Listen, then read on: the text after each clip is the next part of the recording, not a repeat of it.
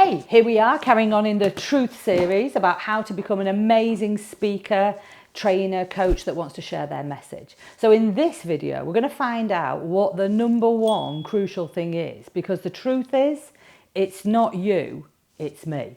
So what do I mean by that? Well, let me start by telling you a story. My life was hard.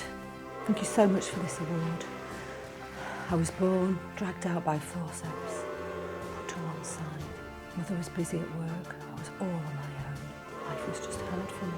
I mean, I think that my life has probably been the hardest life that anybody ever could have. So thank you so much for acknowledging this, for acknowledging me as, the speaker of the year with my heartwarming story about how hard my life was. Look, here's the truth.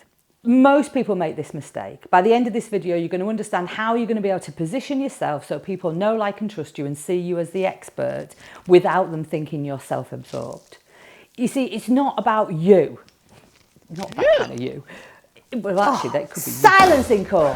What you have to do, it's all about changing the focus. So what do I mean by that? Look, so many people come onto stage and start talking about themselves. And the problem is, if your client, potential client or your audience don't resonate with your life, because guess what, they didn't live your life, then they're going to switch off. They're going to be like, well, that must have been awful for you. Oh, that's really sad for you. But they don't care, because what they want to know is that you are able to help them. So what you're really doing is you're not positioning your life story. It's not about getting an Oscar or an award for telling your story. It's so that they go, oh, that person on stage, that speaker, that mentor, that trainer, they get me because they understand the pains that I've been through.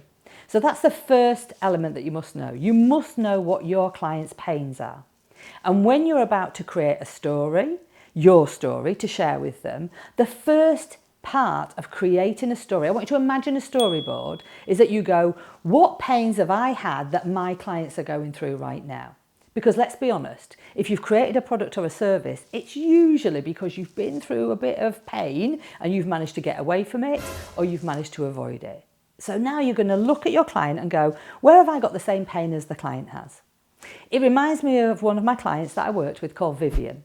Now, Vivian was a doctor. Her parents wanted her to be a doctor, but what she wanted to do was she wanted to be a manga comic book writer. But of course that was going against what the parents wanted.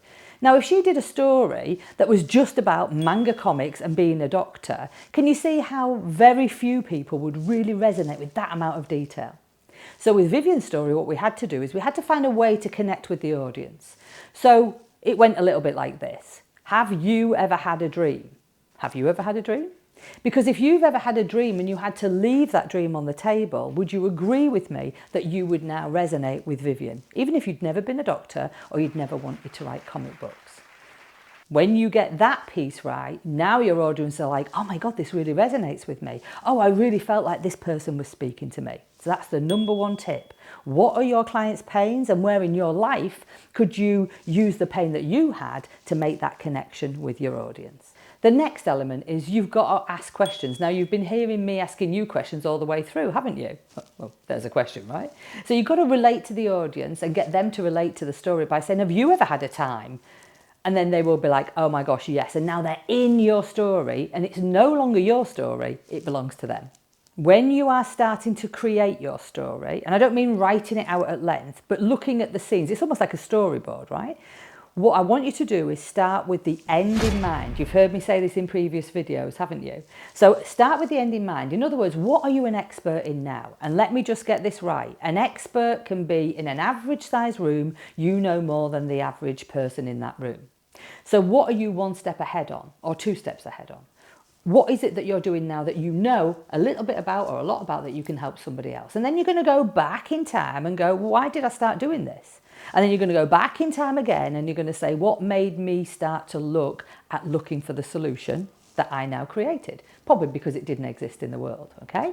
So start with the end in mind and work back. The reason for this is if you don't, oh my gosh, you're going to end up with probably 47 scenes. You'll be starting telling me about your birth and you'll be going for your Oscar award about your whole story. So start with the end in mind, work backwards to why you started to look for a solution and what the problem was in the first place. Now here I want to just get this straight. So when you're storyboarding, you're starting with the end. working backwards. But of course, you're not going to deliver that story. You've got to reverse. And then you're going to start with the problem. You're going to share the journey that you went on trying to find a solution yourself, and then why you are now the solution and the expert for people who had the same problem as you did. See how it works beautifully? The scenes are condensed, we get to the crux of the matter, and it means that the client goes, oh my gosh, that's like me. That's the same kind of problem that I had. Oh yes, I've been doing this kind of searching for a solution. Oh wow, you've got the solution. That's when the client wants to really work with you. Now, there's another secret ingredient, of course, and that is how can you be authentic? How can you be real when you're doing this? How can the client, really feel like they resonate with you and that you're on the same level? And that's all about how do you perform and present this information. So in the next video, you're going to find out how you can be you.